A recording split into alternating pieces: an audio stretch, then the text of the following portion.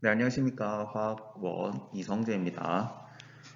오늘은 그 화학 반응에서의 양적 관계에 대해서 살펴보도록 하겠습니다. 자, 부제로 잡아본 내용은 우리는 화학 반응을 예측할 수 있을까입니다. 자, 우리가 화학 반응식을 통해서 알 수 있는 여러 가지 것들 중에서 반응이 어떻게 진행이 될지, 생성물이 얼마나 생성이 될지 예측하는 과정을 이 양적 관계를 통해서 살펴보도록 하겠습니다.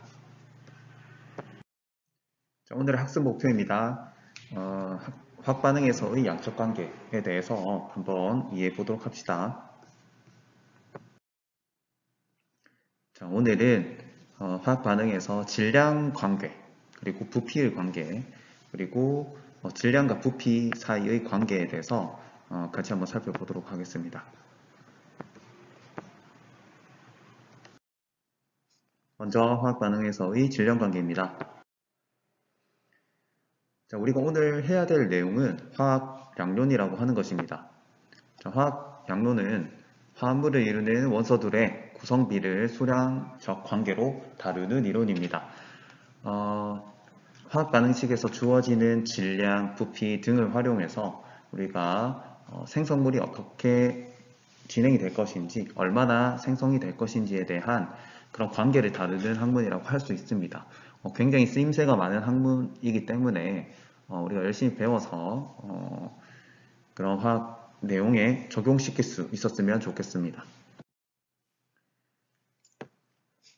자, 우선 주어진 화학 반응식을 보면 굉장히 유명한 화학 반응입니다. 자, 이것은 프리츠 하버가 아모니아를 대량으로 생산할 수 있는 방법을 개발함으로 인해서 인공 비료를 대량으로 생산할 수 있게 되었고, 우리 인간의 식량 문제를 해결하는 데 크게 기여한 방법이라고 설명을 했었습니다. 질소와 수소를 활용해서 아모니아를 만드는 그런 화학 공법이라고 할 수 있는데, 자, 여기에서 이 화학 반응식을 보고, 자, 만약 이런 문제가 주어졌다고 해봅시다. 예를 들어 14g의 질소가 모두 반응을 했을 때 생성되는 암모니아의 질량은 얼마인가? 라고 하는 이런 물음에 우리가 화학 양론, 화학 반응식을 통해서 알아낼 수가 있습니다. 자, 우선은 질량이 주어져 있습니다. 자, 질소의 질량이 주어져 있는데 우리는 이 화학 반응의 이제 질량비를 지금 이 문제에서는 정확하게 주어져 있지 않기 때문에 질량비를 활용하는 것이 아니라 바로 개수비와 몰비가 같다는 이 관계를 활용해서 문제를 한번 해결해 보도록 하겠습니다. 자, 14g의 질소의 경우에는 과연 몇 몰이나 있을까? 일단 우리가 몰비와 개수비가 같다는 사실을 활용해야 하기 때문에 질량을 몰로 바꾸는 방법을 활용해서 14g의 질소가 과연 몇 몰인지 알 수 있을 것입니다. 우리가 지금 질소와 암모니아의 개수비의 경우에는 얼마죠? 바로 1대 2의 관계를 가지고 있죠. 자, 개수비는 1대 2입니다. 그러면 개수비와 몰비가 같다. 즉 화학 반응에서의 개수비의 관계가 똑같이 몰비와 똑같이 간다는 사실을 우리가 이해하고 있기 때문에 질소가 몇 몰인지만 알면 암모니아가 몇 몰이나 생성이 될지 우리는 충분히 알 수 있을 것입니다. 그러면 그 몰을 다시 질량으로 바꾸는 작업을 해줄 수가 있겠죠.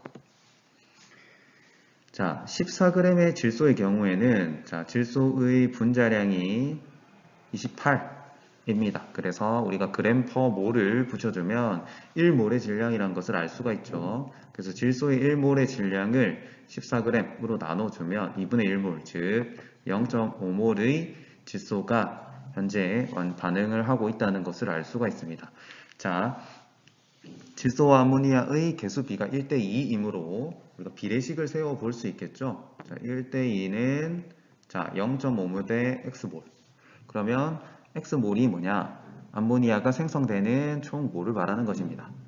자, 그러면 X가 1몰이라는 사실을 우리가 알고 있고, 그러면 암모니아의 1몰 질량도 우리가 알 수가 있겠죠. 질소의 원자량은 14, 그 다음에 수소의 원자량은 1이므로 분자량은 17입니다. 그래서 분자량에 우리가 그램만 붙여주면 1몰의 질량이라고 했는데, 자, 그래서 따라서 14g의 질소가 모두 반응을 하면 17g의 아모니아가 생성이 된다 라고 하는 사실을 우리가 질량 관계를 통해서 알아낼 수 있었습니다.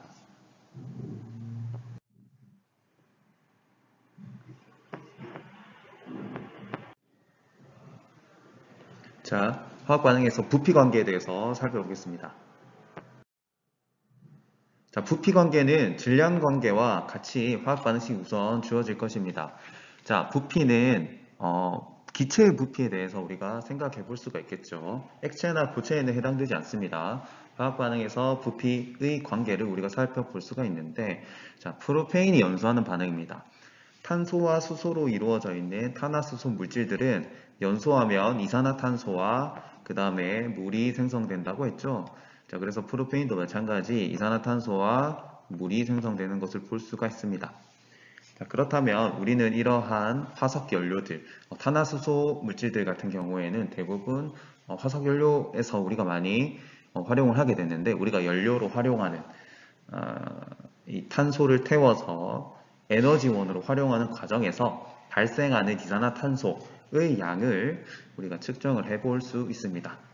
계산을 해낼 수가 있다는 얘기가 되겠죠. 우리가 탄소 중립 또는 탄소 발자국 같은 얘기들을 많이 들어본 적이 있을 텐데, 땅속에 묻혀있던 화석 연료들을 우리가 꺼내서 우리의 편의를 위해서 에너지원으로 활용하고 있는데, 그 과정에서 발생하는 이산화탄소의 양을 계산해 보는 것은 매우 중요하겠죠. 왜냐하면 우리가 배출하는 이산화탄소의 양을 알아야 그것에 대해서 이제 대책을 세울 수가 있습니다. 기후위기에서 이산화탄소 배출량이 굉장히 중요하기 때문에 우리가 이런 계산을 통해서 이산화탄소의 총 배출량을 계산해 보고 어느 정도 수준으로 줄여야 하는지에 대한 수치적인 값들도 나올 수가 있겠죠. 자, 그러면 한번 보면, 자, 일정한 온도와 압력이라고 했습니다. 그럼 아보가드로 법칙을 먼저 생각하면 될 것 같고, 자, 프로페인이 10리터가 충분한 양의 산소와 완전히 반응한다고 했습니다. 자, 산소는 충분히 있고 10리터의 프로페인이 존재합니다. 이때 이산화탄소는 얼마만큼 발생하는가에 대한 질문입니다. 자, 우리는 여기에서도 한 가지 또 기억해야 될 것이 있습니다. 바로 개수비와 기체의 부피비가 같다는 것입니다. 기체의 부피의 경우에는 여전히 몰과 관계가 있습니다. 입자의 수와 부피와의 관계가 아보가드로 법칙을 통해서 우리가 알고 있듯이 마찬가지 개수의 비는 기체의 부피비와 같습니다. 입자수와 관계가 있기 때문이죠. 자, 그래서 우리는 프로페인의 연소 반응에서 이산화탄소와의 개수비가 1대 3이라고 하는 사실을 알고 있습니다. 그러면 부피도 마찬가지 1대 3의 부피비를 가져야 된다는 말이 되겠죠. 그러면 똑같이 비례식을 세워볼 수 있습니다. 자, 1대 3은 10리터 대 X리터로 해서 우리가 비례식을 세울 수가 있을 것이고, 그러면 간단하게 10리터의 C3H8 프로페인이 완전히 반응을 하면 이산화탄소가 총 30리터가 발생한다는 사실을 간단하게 계산해 낼 수가 있겠죠. 자, 이렇듯 우리가 발생하는 이산화탄소에 얼마만큼 배출이 되는지, 우리가 에너지를 활용하는 과정에서 얼마만큼의 이산화탄소가 배출되는지 이렇게 계산을 해볼 수가 있습니다.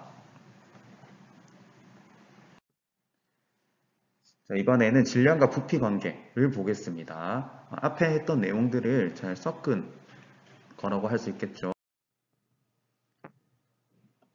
자, 에탄올이 연소하는 화학 반응식입니다. 자, 에탄올의 경우에는 술의 주 성분이라고 하였죠. 자, 에탄올 또한 탄소와 수소 그리고 산소로 형성되어 있는 분자이기 때문에 연소하면 이산화탄소와 물이 생성이 됩니다. 자, 에탄올이 11.5g 만약에 주어졌을 때, 자, 11.5g이면 뭐 한 모금도 안 되는 아주 적은 양이 되겠죠. 자, 이것이 연소해서 완전히 타서 없어졌을 때 발생하는 이산화탄소는 부피는 얼마나 될까입니다. 자, 질량이 주어졌고 그리고 부피를 최종적으로 알아내야 되는 그런 과정입니다. 자, 그러면 일단 질량이 주어졌기 때문에 뭘로 바꿔줄 필요성이 있겠죠. 자, 에탄올의 분자량은 46입니다. 그래서 에탄올의 분자량을 질량에 나눠주면 0.25몰, 즉 4분의 1몰이라고 하는 것을 알 수가 있고, 우리가 개수비와 몰비가 같다는 사실을 알고 있기 때문에, 자, 에탄올과 그 다음에 이산화탄소의 개수비가 1대2라고 하는 사실을 볼 수가 있죠. 그러면 1대2는 몰비인 0.25 대 0.5와 같겠죠. 몰비도 마찬가지 개수비이므로 이것이 성립을 합니다. 따라서 이산화탄소는 0.5몰이 발생한다 라고 하는 사실을 알 수 있고, 우리가 이 몰을 기체의 부피로 바꿔줄 수 있습니다. 자, 0도씨 1기압에서 1몰의 부피가 얼마나 된다고 했죠? 네, 맞습니다. 22.4리터입니다. 따라서 0.5를 22.4리터 per 몰, 1몰의 부피로 곱해주면 총 부피가 12.2리터라고 하는 사실을 알 수가 있습니다. 자, 이렇듯 화학 반응식에서 주어지는 여러 가지 조건들을 활용을 해서 부피를 구한다든지 또는 질량을 구한다든지 생성물 또는 이제 반응물, 필요한 반응물의 양 또는 생성되는 생성물의 총량, 부피 등등을 우리가 충분히 해결해 낼 수가 있습니다. 자, 이런 것들은 아까 전에도 보았듯이 이산화탄소가 총 얼마만큼 발생하는지, 그리고 주어진 질량에서 내가 원하는 생성물이 얼마나 생성이 될 것인지 등과 같은 계산을 하는 데 활용이 됩니다. 따라서 여러분도 이러한 화학 반응식을 통해서 반응이 어떻게 될지 한번 예측해 보고 계산해 보는 활동을 해 본다면 재미있는 활동이 되지 않을까 생각하고 있습니다. 자, 그러면 오늘 수업은 여기까지 하도록 하겠습니다.